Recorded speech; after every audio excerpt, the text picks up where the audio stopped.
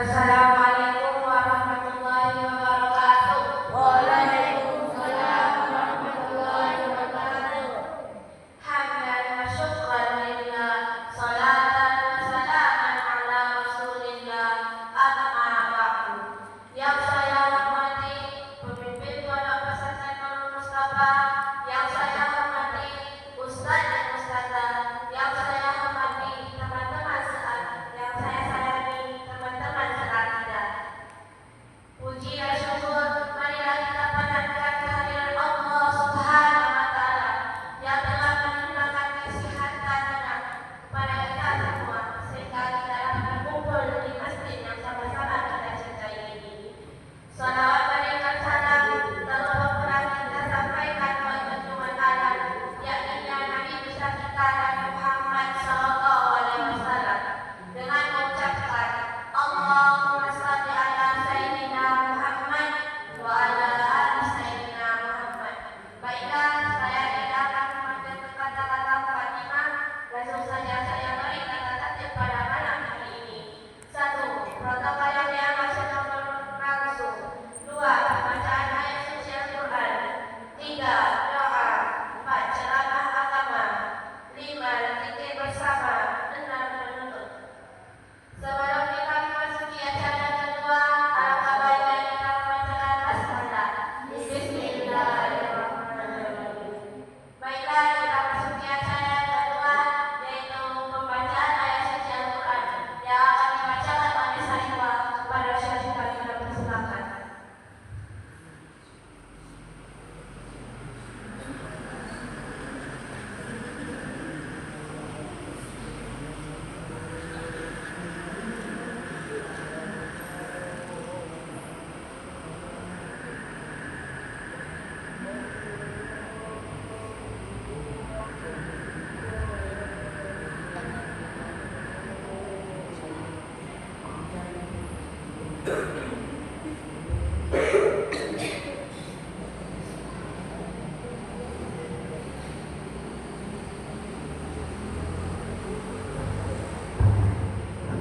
Assalamualaikum warahmatullahi wabarakatuh. Waalaikumsalam warahmatullahi wabarakatuh.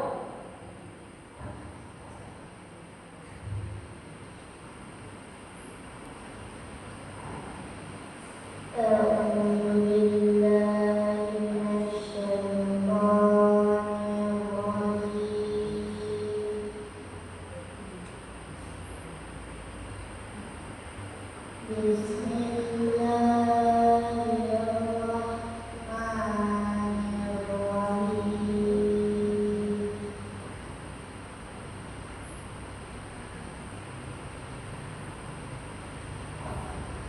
Ya ayyuhalladzina amanu taqullaha haqqa tuqatih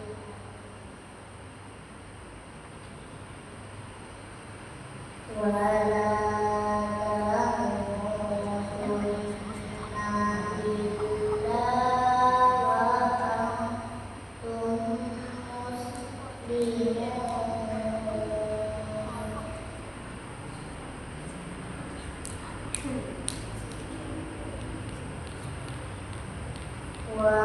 Wa'tasimu bihablillahi jami'an wa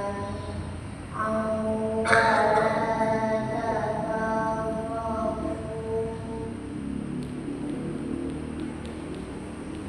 واذكروا نعمة الله عليكم إذ كنتم أعداء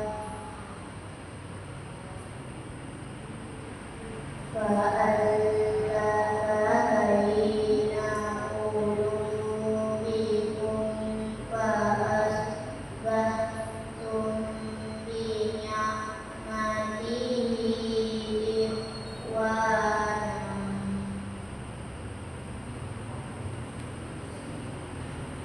وكنتم على شفا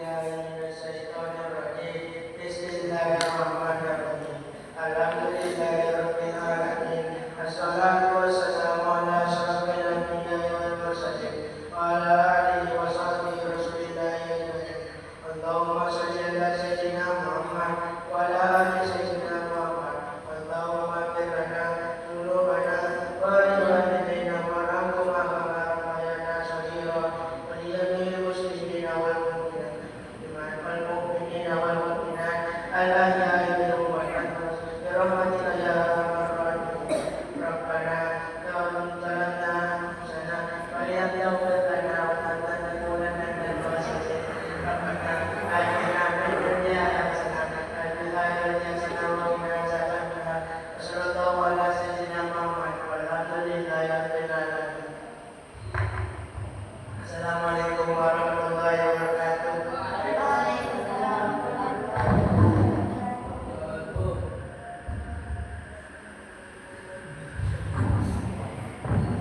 Terima kasih kita ucapkan kepada Eman. Semoga dapat melancarkan acara kita dari awal hingga akhir.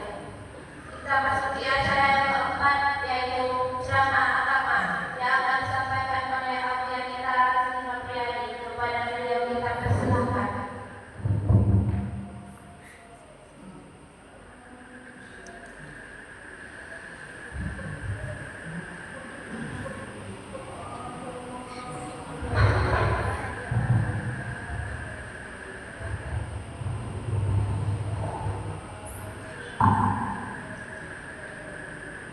Bismillahirrahmanirrahim. Assalamualaikum warahmatullahi wabarakatuh.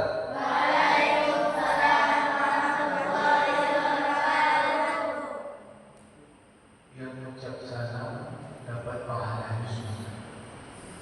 Yang jawab salam dapat pahala wajib. Yang tak jawab salam berarti bersalah. Ulangi sekali lagi. Assalamualaikum warahmatullahi wabarakatuh.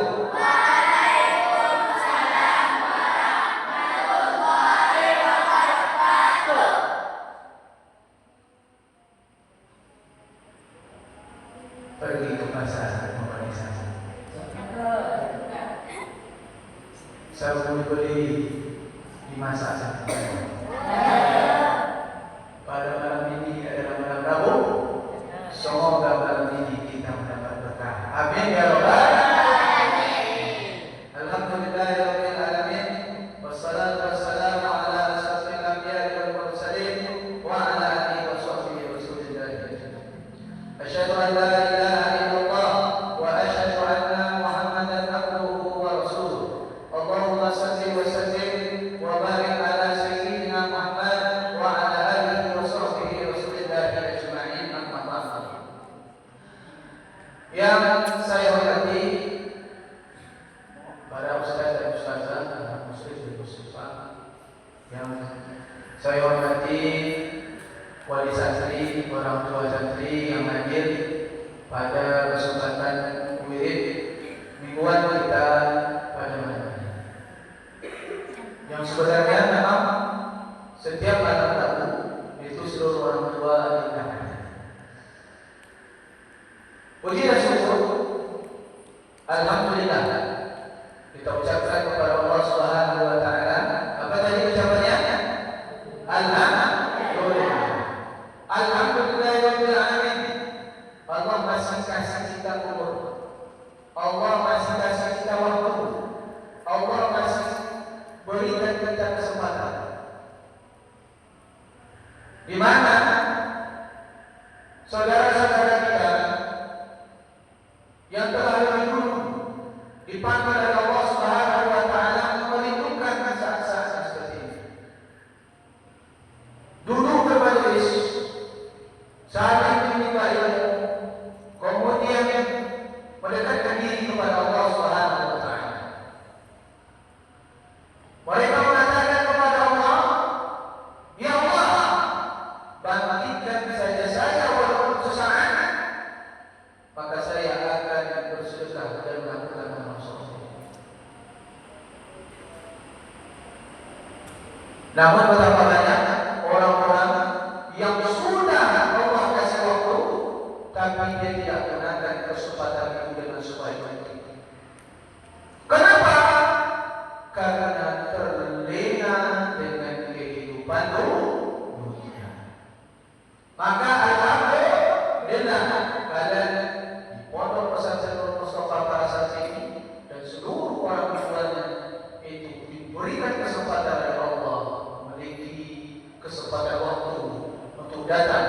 ke masjid Pondok Pesantren Nurul bersama-sama. Salawat bersama-sama dengan ucapan Allahumma shalli ala sayyidina Muhammad wa ala ali sayyidina Muhammad. Ini kurang nampak kalau salawat bersama-sama. Betul betul. Kita bersama-sama bersolawat bersama-sama. Bisa apa bisa? Bisa apa bisa? Semangat apa ya? Oh jawabnya ya semangat apa ya? Mari kita sama-sama salawat dulu. Kita salawat tinggi kepada Rasulullah sallallahu alaihi wasallam.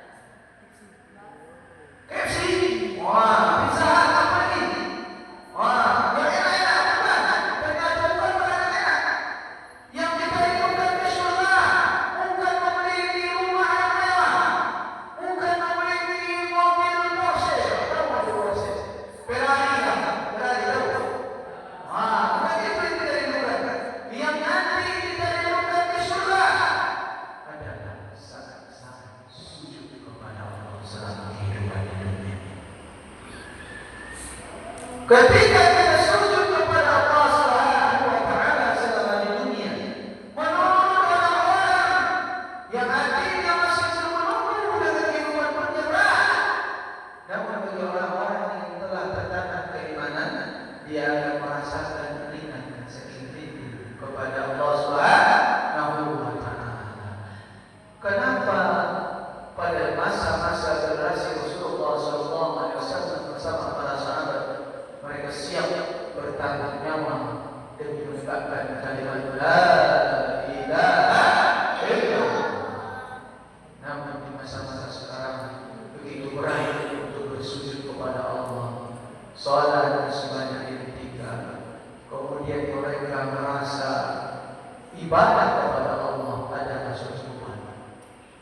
Padahal orang-orang yang telah merasakan nikmatnya beribadah kepada Allah Subhanahu wa taala merasakan semua itu menjadi indah dengan landasan iman dan takwa.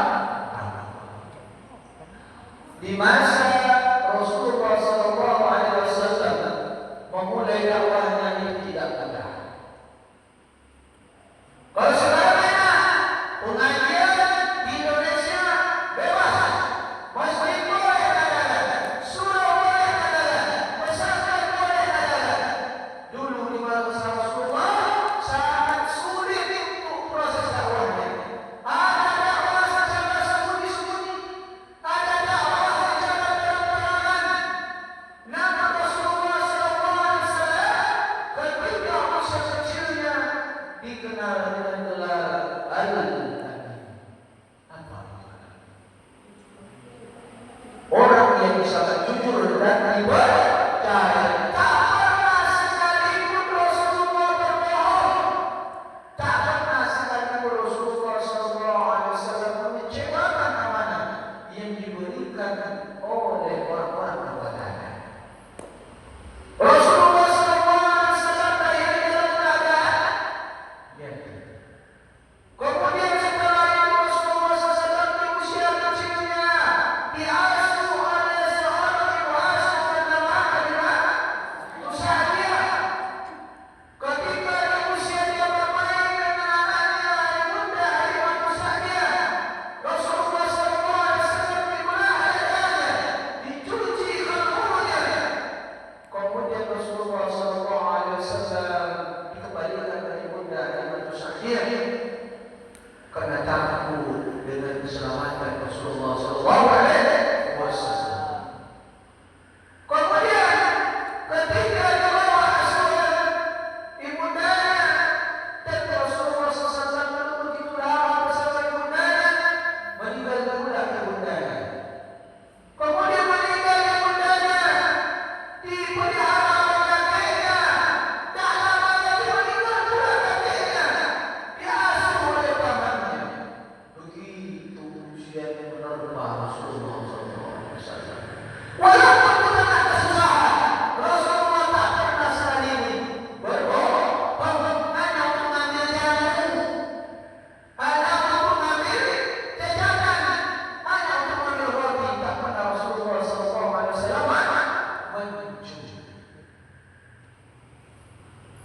Namun di tengah dakwah Rasulullah SAW, Rasulullah SAW berdakwah yang sangat sulit.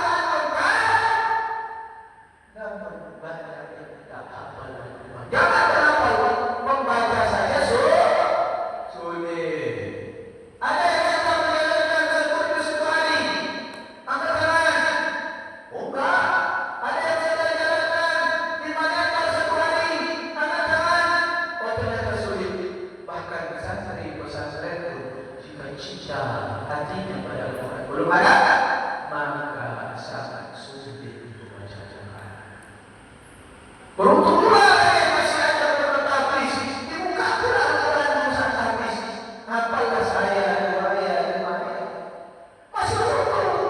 Di mana saudara-saudara kita, teman-teman kita yang di luar sana sangat sulit untuk membuka.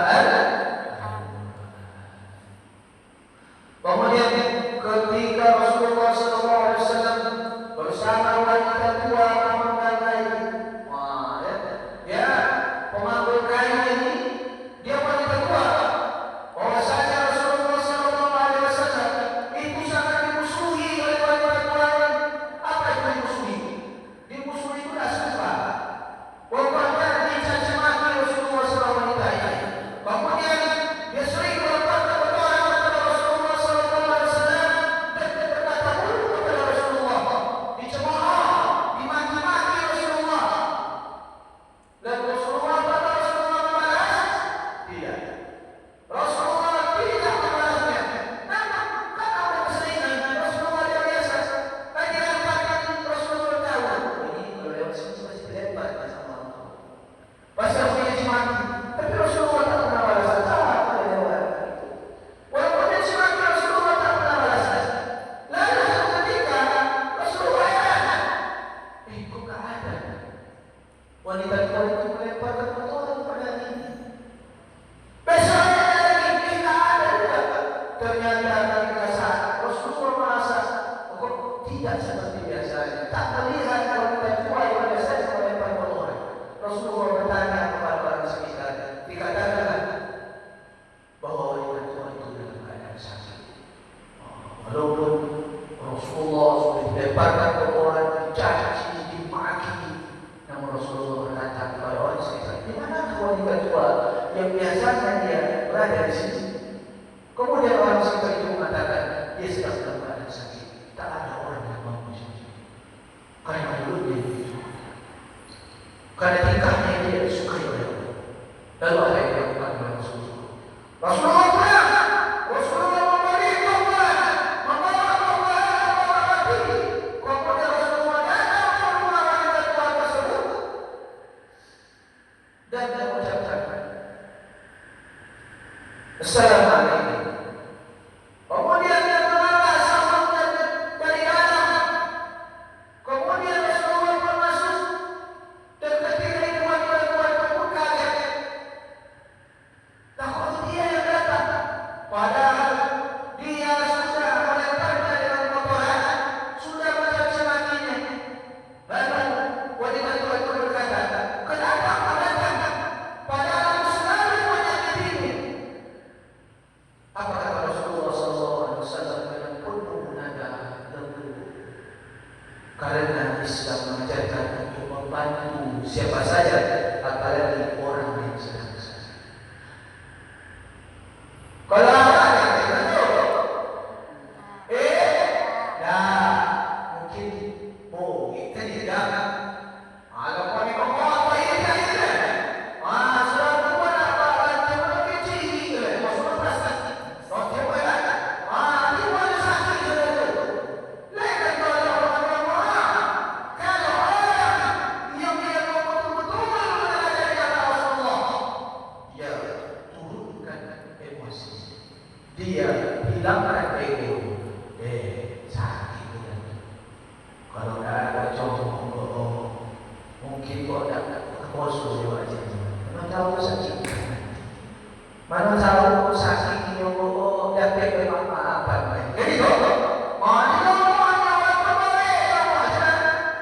Jadi ketika kita cakap itu berulang kali dosa, saling maafkan. Karena itu tidaklah. Lama sebentar ini. Lama sebentar. Sabar. Itulah yang diajarkan oleh Nabi Muhammad SAW.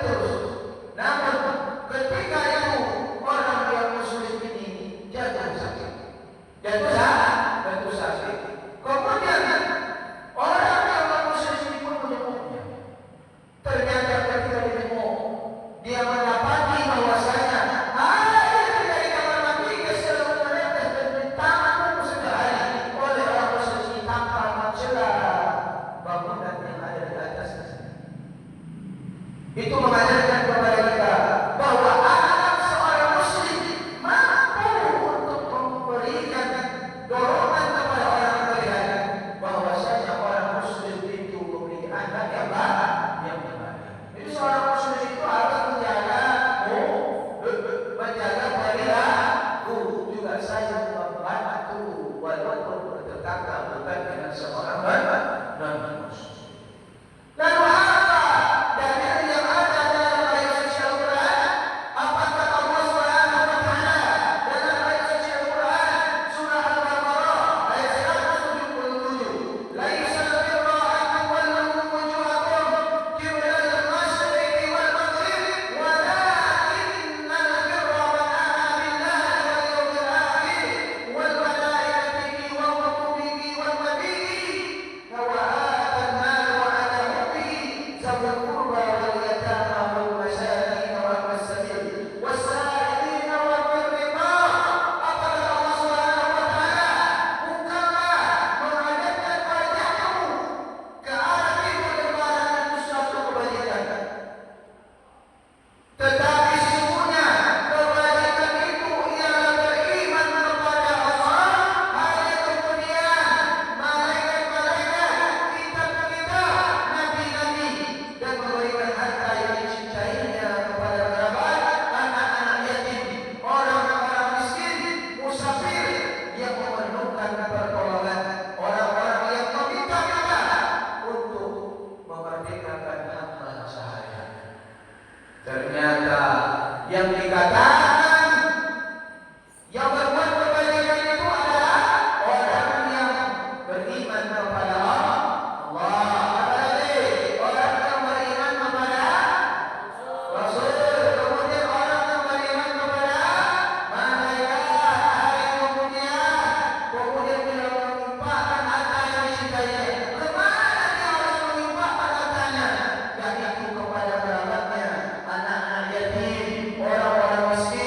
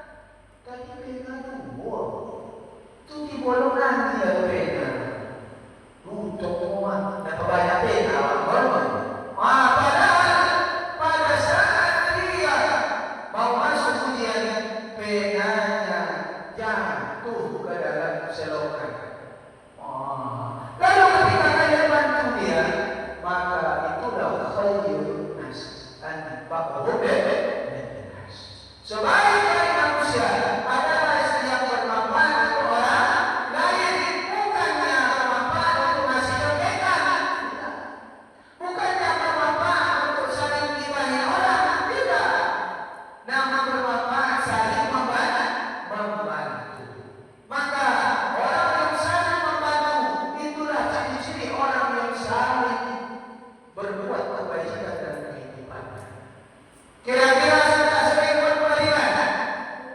Sudah sering berbuat kewajiban? Sudah atau belum? Mudah-mudahan makin sering berbuat kebajikan. Maka di dalam sebuah hadis yang diriwayatkan oleh Tabrani, man yassara 'alal mu'si yusarallahu 'alaihi fid dunya wal akhirah. Apa artinya? Siapa yang memberikan kemudahan kepada orang yang sedang mengalami kesulitan, maka Allah akan memberikan kemudahan baginya di dunia dan akhirat.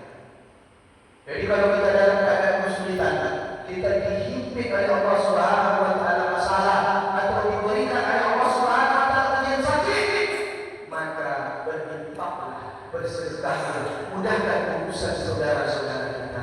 Maka Allah mengatakan, maka Allah akan mudahkan urusannya.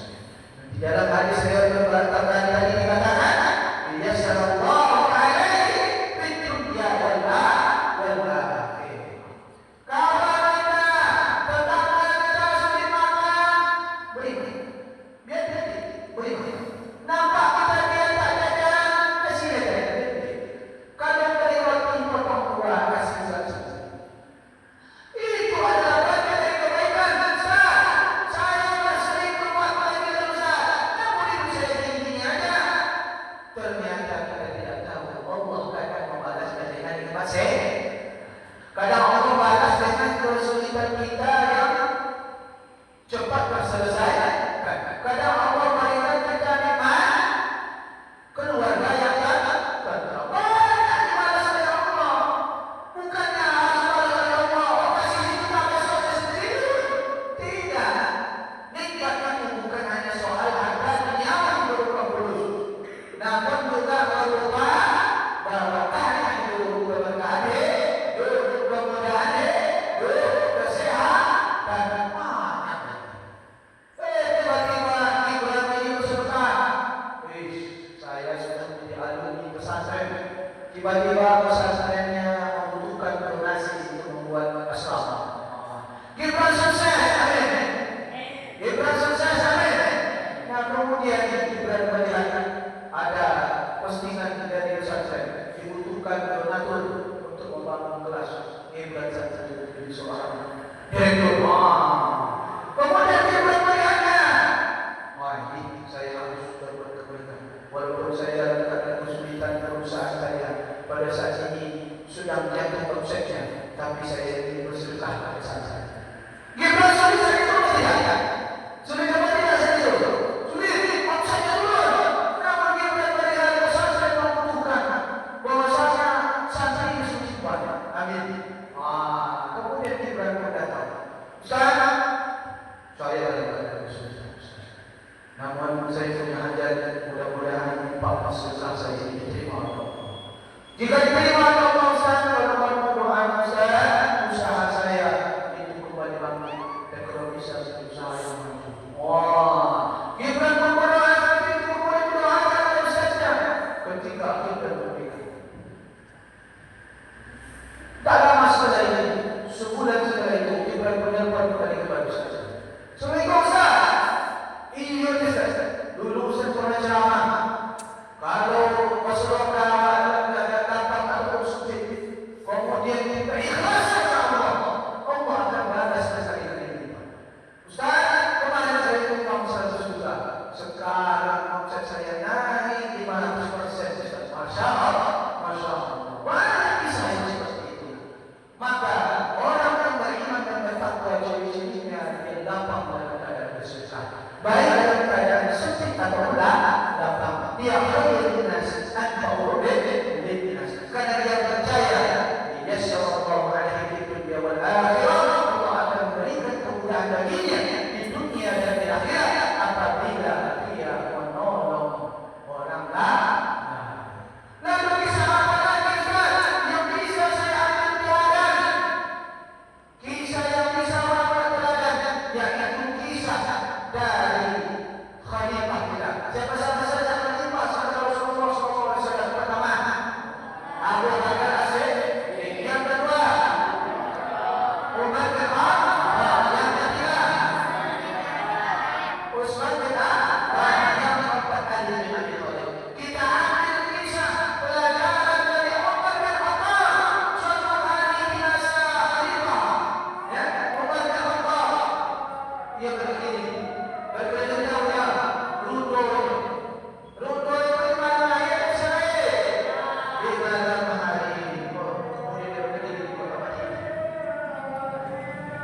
Kemudian ketika mendapat Umar gelisah. Kenapa dia tak tenang? Dia pun keluar dari kediamannya. Dia ronda. Dia melihat suasana Madinah di malam hari. Apakah rakyatnya damai? Apakah rakyatnya tenang? Apakah rakyatnya sejahtera? Duduk. Salatnya tetap berdoa.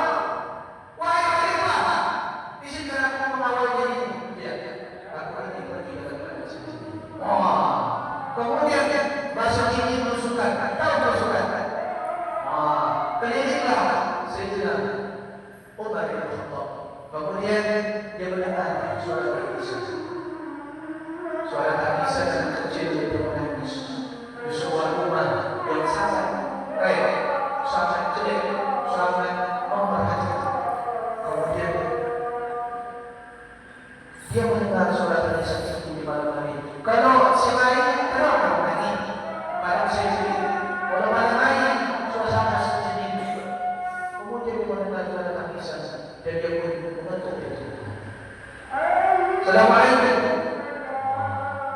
Wanita tua, ibunya tak tahu bahwa itu adalah khalifah. Karena dia sendirian. Assalamualaikum.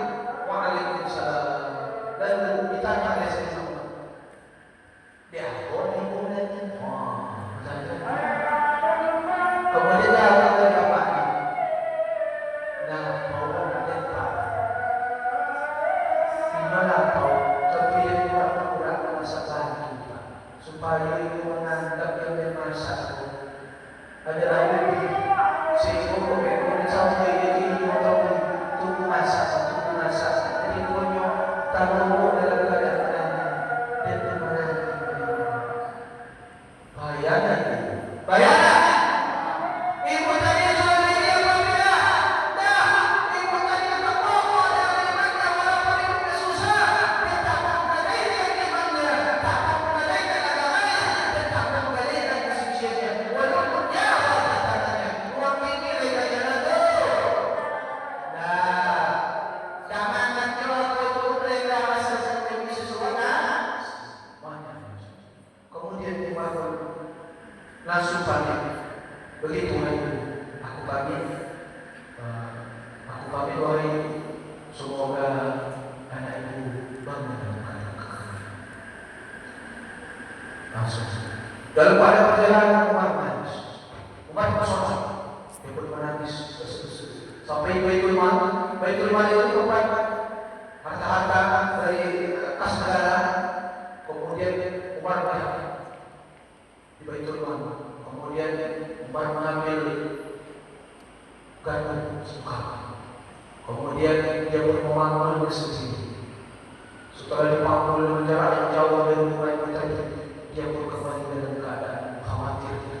Dia khawatir Allah Subhanahu Wa Taala akan menolak semua amal ibadahnya yang selama kepemimpinannya, karena dia tidak memandang rakyatnya yang satu dalam keadaan sambil menangis.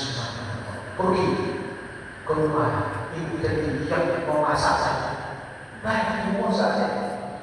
Sampai di sana, Umar berkata, Assalamualaikum.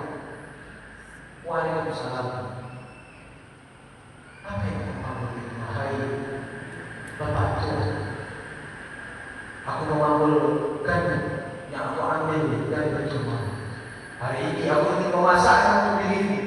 Terimalah permohonan maafku. Bahwasanya aku tidak tahu bahwa dirimu dalam keadaan kelaparan dan memasak. Kemudian Umar datang, kemudian masuk ke dapurnya dan Umar memasak. Setelah dimasak oleh Umar bertanya, kemudian dia mengambil air selesai. Mereka ada pemimpin itu. Zaman tinggi dah kenal.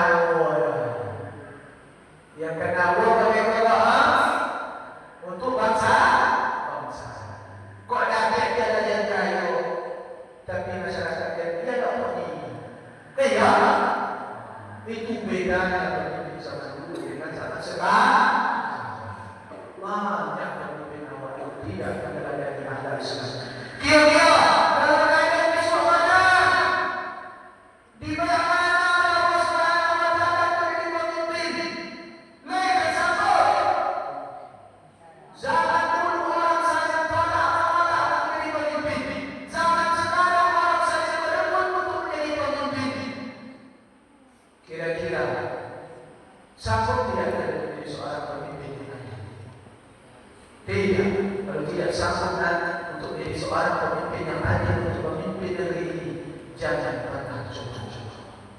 walaupun cuannya banyak, dunia kita boleh senang-senang, tapi akhirat tidak akan bisa.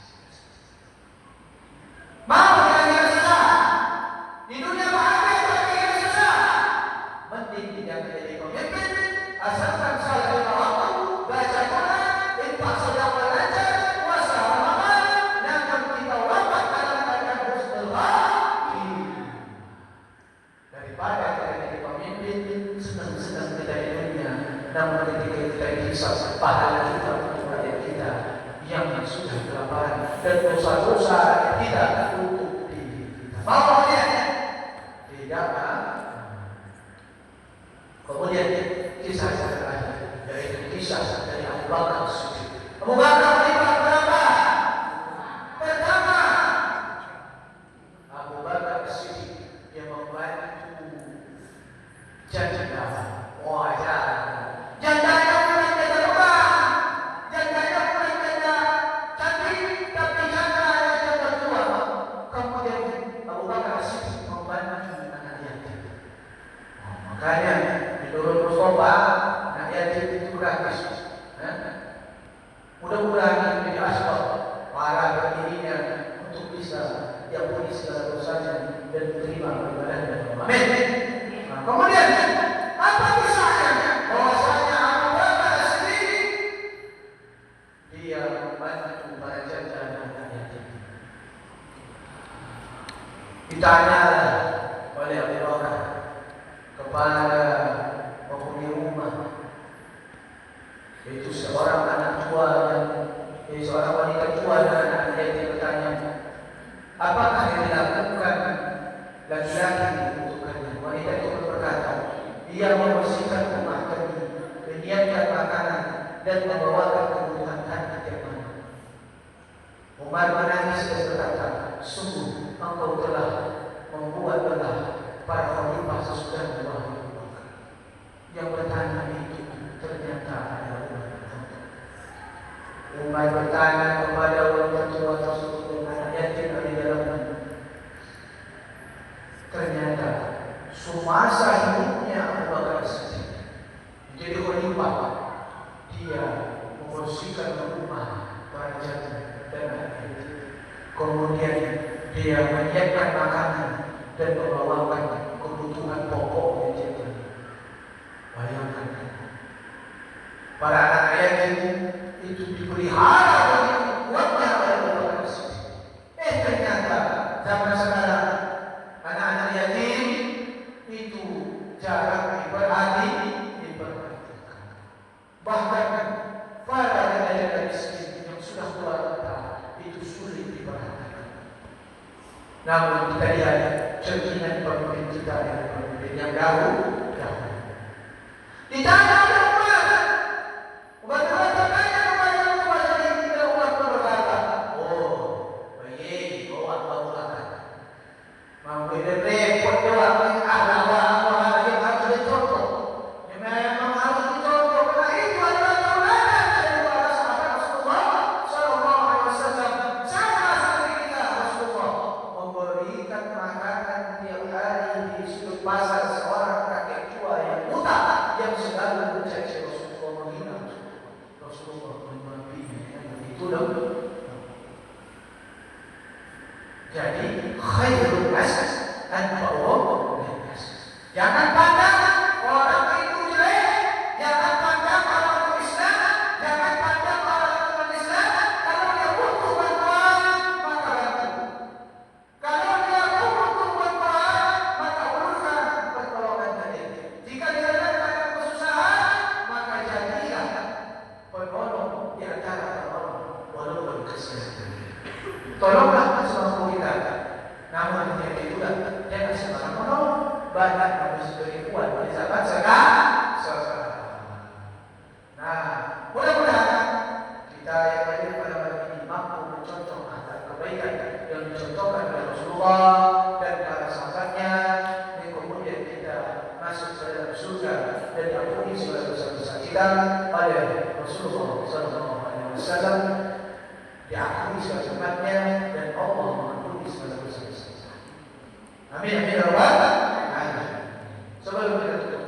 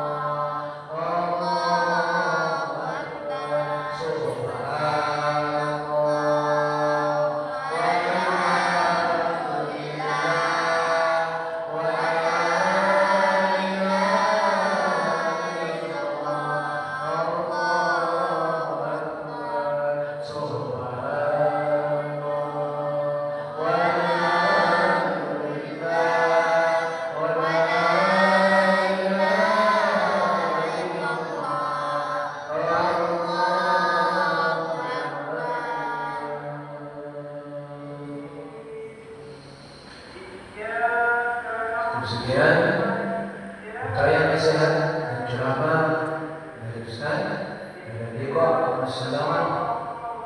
انظر في القادم ولا تنسى الإنسان.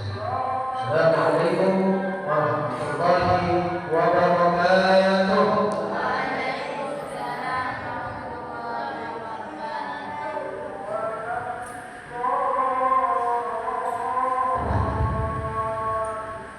Terima kasih kita ucapkan kepada